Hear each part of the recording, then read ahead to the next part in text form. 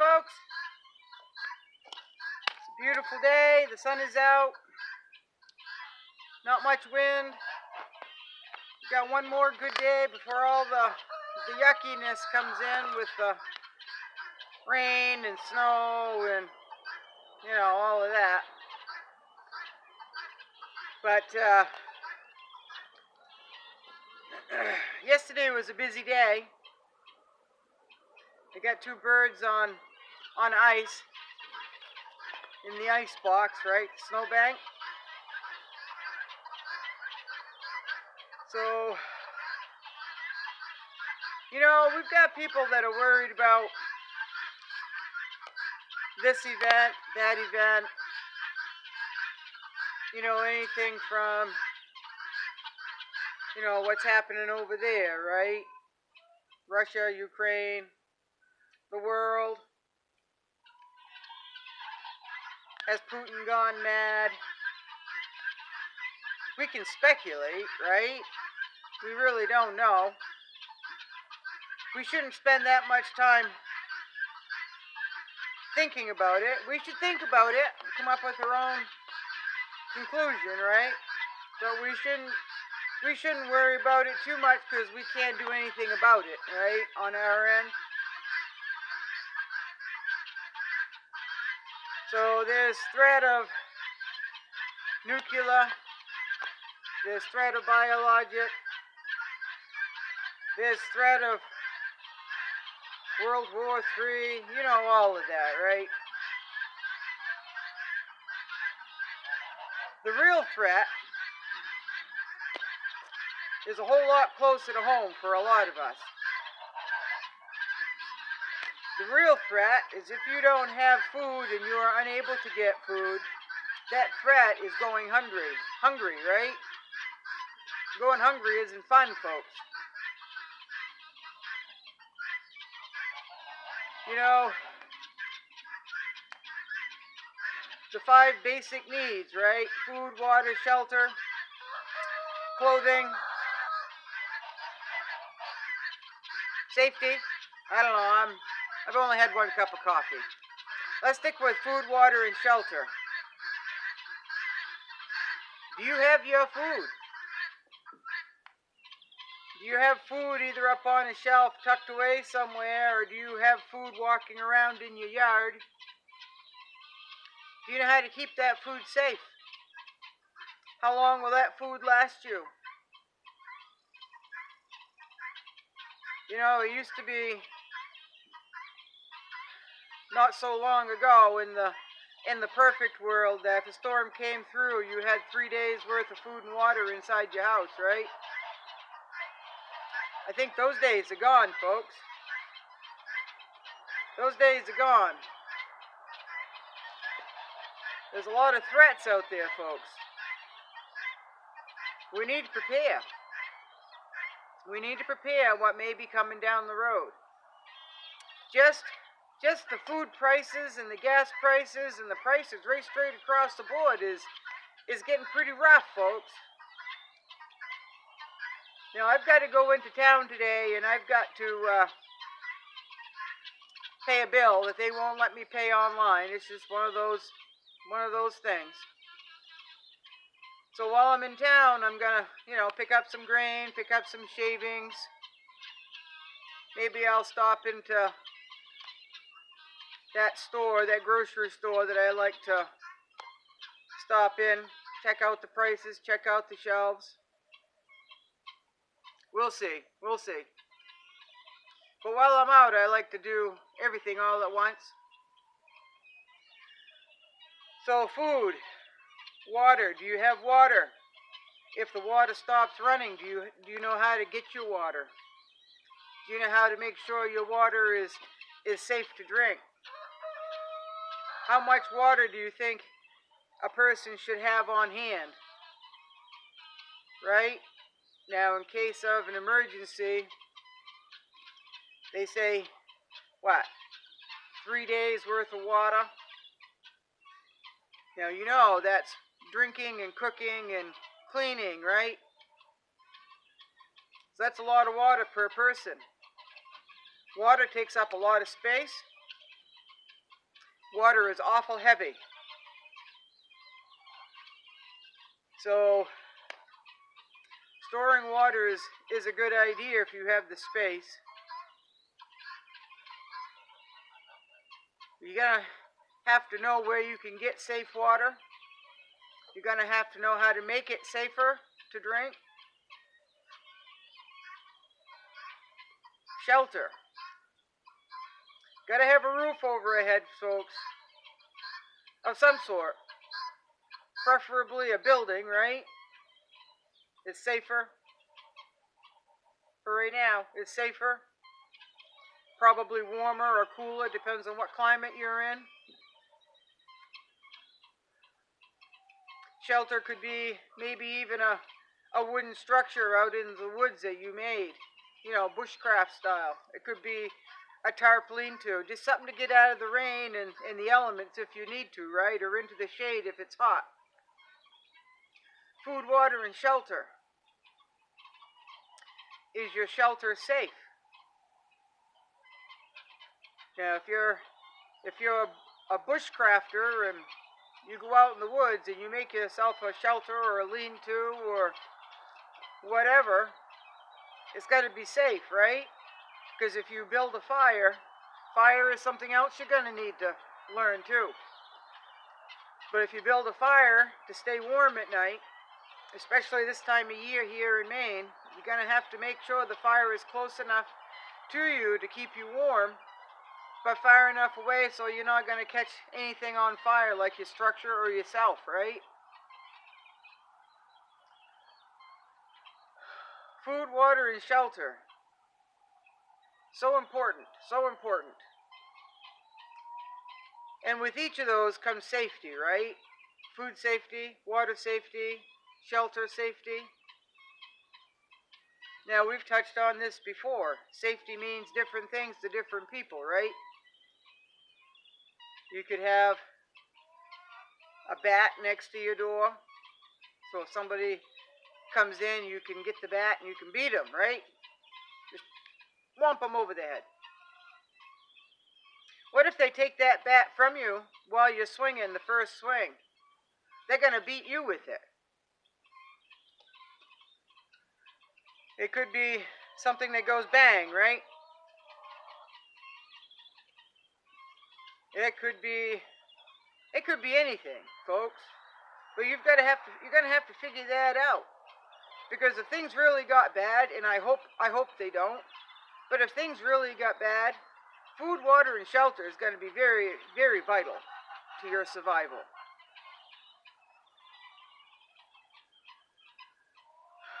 With each one of that comes safety. Now, we have no control over what's happening out there, but we have control over here, ourselves, right? We've got control over ourselves.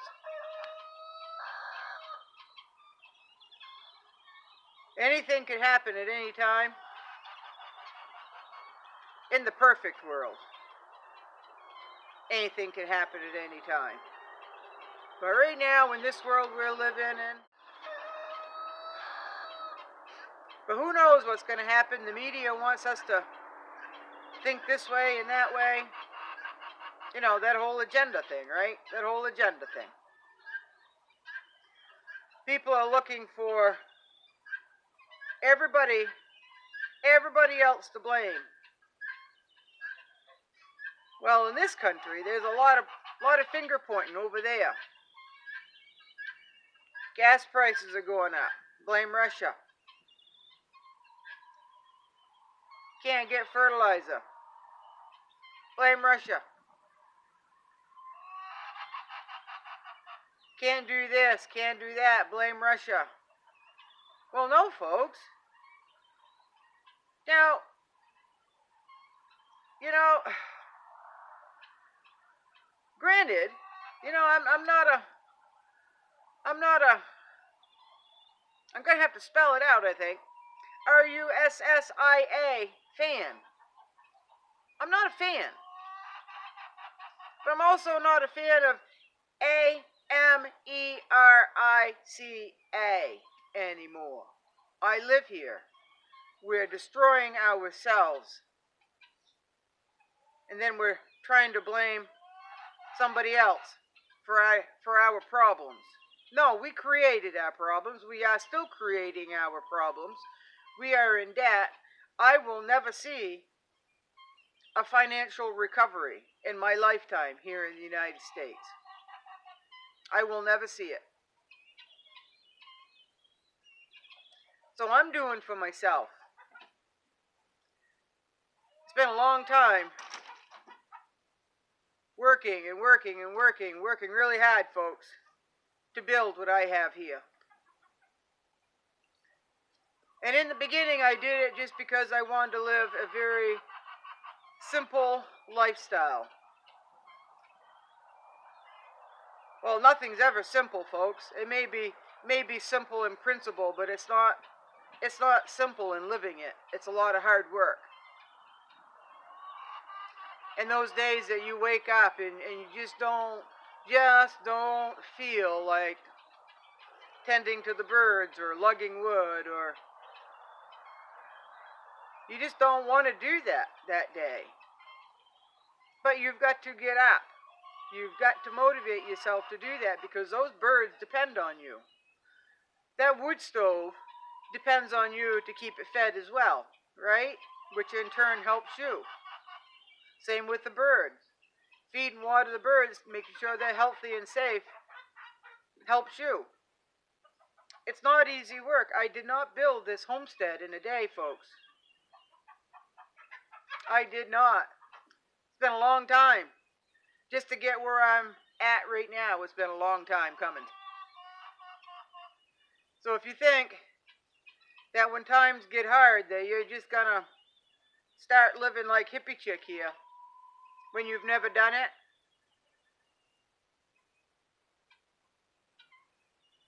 I think you gotta get a little wake-up call, folks. So, yesterday I showed how to skin a chicken. That's just my preferred way to do it. If you have chickens, or let's say you even don't have chickens and you've got a lot of like partridge or quail around in your woods, or you have access to pigeons or whatever. If you're hungry, you'll eat a pigeon, right? Seagull, dump ducks. If you're hungry, you'll do that. Well, let's say you get one somehow, right?